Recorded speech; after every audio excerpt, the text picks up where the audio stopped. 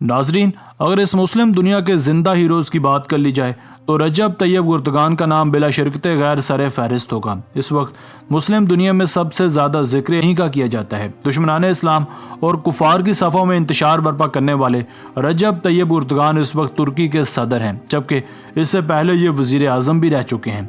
چاہے فلسطین کے مظلوم مسلمانوں کا معاملہ ہو یا پھر برما کے مقتولین کا، یہ ہمیشہ سے ہی مسلمانوں کو نہ صرف لیڈ کرتے بلکہ سب سے آگے نظر آتے ہیں۔ یہی وجہ ہے کہ دنیا بھر کے مسلمانوں میں رجب طیب اردگان کی اہمیت دنیا کے کسی بھی لیڈر سے بہت زیادہ ہے۔ یہ بہت ہی دیدہ دلیر شخص ہیں۔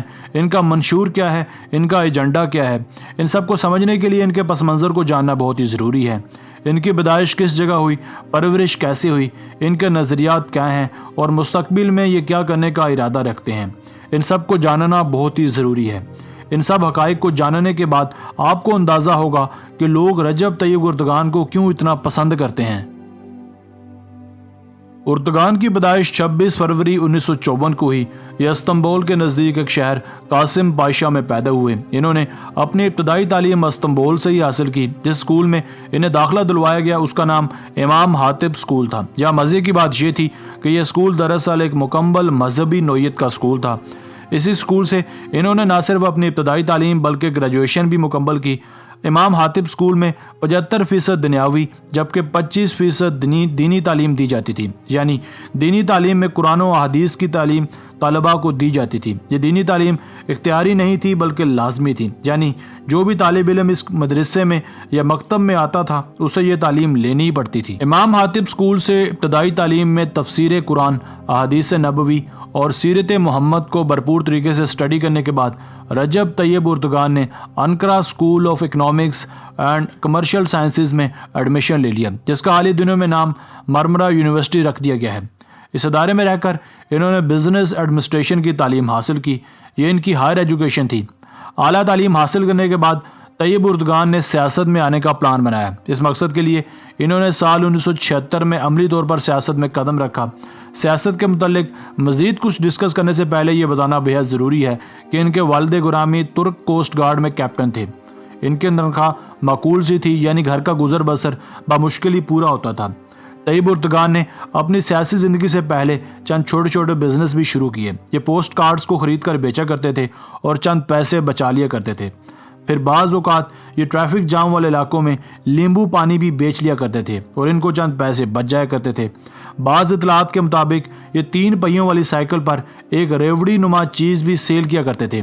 ان تمام باتوں کا محض یہی مقصد تھا کہ رجب طیب اردگان بنیادی طور پر ایک لو بیک گراؤنڈ کے مالک تھے۔ انہیں پڑھائی لکھائی کے علاوہ فٹ بال کا بھی بے حد جنون تھا۔ یہ قاسم پاشا کے ایک مقامی کلب کی جانب سے اکثر کھیلتے تھے اور اپنی ٹیم کے ایک اچھے فٹ بالر بھی سمجھے جاتے تھے۔ چونکہ ان دونوں فٹ بال کا کچھ زیادہ ترکی میں کریز نہیں تھا، اس لیے ان کے والد گرامی نے ان کی کسی اچھے کلب میں جانے کی خواہش پوری نہیں کی، مگر یہ ایک مقامی کلب میں پھر بھی کھیلتے رہے۔ جس شہر میں یہ کھیلتے تھے آج اس کا نام انہی کے نام پر رکھا گیا ہے۔ ناظرین، رجب طیب اردگان کو صوفیزم سے کچھ زیادہ ہی لگاؤ تھا۔ یہ تصوف کے بہت ہی زیادہ قائل تھے۔ یہ نقش بندی سلسلے کے ماننے والے تھے اور اسی سلسلے سے تعلق بھی رکھتے تھے۔ یہ اسی سلسلے کی تعلیمات پر یقین رکھتے تھے۔ ارطغرل غازی ڈرامے میں موجود ایک مضبوط کردار ابن العربی بھی انہی کے صوفیزم سے لگاؤ کی ایک بہترین مثال ہے، کیونکہ یہ ڈرامہ ایک ایسا ڈرامہ تھا جسے ترک حکومت اور خود رجب طیب اردگان نے پری پلانٹ کیا تھا۔ ابن العربی کے کردار کے بعد یہ ثابت کرنے کی کوشش کی گئی کہ سلطنت عثمانیہ اور تصوف کا آپس میں کیا گہرا رشتہ ہے۔ اس صوفیزم کی ایک گہری چھاپ آج ہمیں طیب اردگان پر بھی نظر آتی ہے۔ اردگان نے سال 1976 میں عملی سیاست کا آغاز کیا۔ 18 سال کی انتھک محنت اور لگن کے بعد یہ غیر معمولی مقرر اور بااثر پولیٹیشین بن کر ابھرے۔ یہ بہت ہی فصیح و بلیغ تھے اور اپنی اسی باروب شخصیت کے باعث یہ سال 1994 سے لے کر سال 1998 تک استنبول کے میئر بن گئے۔ ان کے میئر بننے سے پہلے تک استنبول کئی طرح کے مسائل میں گھرا ہوا تھا۔ یہ آج کے دور کے استنبول سے کئی سو گنا پسماندہ تھا۔ یہاں ٹریفک جام کے مسائل تھے، یہاں خوراک کی قلت تھی، یہاں اشیاء خورد و نوش میں ملاوٹ تھی، یہاں مہنگائی اور لوٹ کھسوٹ کا بازار بھی سرگرم تھا، اور تو اور اس شہر سے معاشی بدحالی کے باعث قرضہ بھی لے رکھا تھا۔ مگر سال 1994 میں اس شہر کو رجب طیب اردگان جیسا ایک قابل میئر ملا، جس نے نہ صرف شہر کی بلکہ شہر کے لوگوں کی بھی قسمت بدل کے رکھ دی۔ محض 4 سال ہی کے عرصے میں انہوں نے اس شہر کو مکمل طور پر ایک ترقی یافتہ شہر بنا دیا۔ سال 1998 تک یہ شہر صفائی ستھرائی اور لا اینڈ آرڈر کے اعتبار سے دنیا کا ایک بہترین شہر بن کر ابھرا۔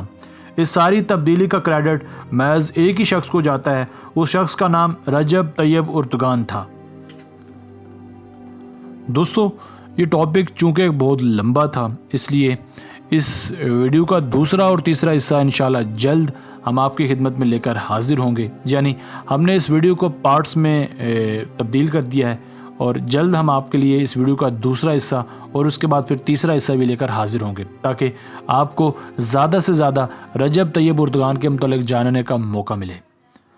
ہمارے ساتھ جڑے رہیے گا، اور اگر آپ نے اب تک ہمارا چینل آصف علی ٹی وی سبسکرائب نہیں کیا تو جلدی سے کر لیں، کیونکہ ہم آپ کے لیے ایسی دلچسپ اور معلوماتی ویڈیوز لے کر حاضر ہوتے رہا کریں گے۔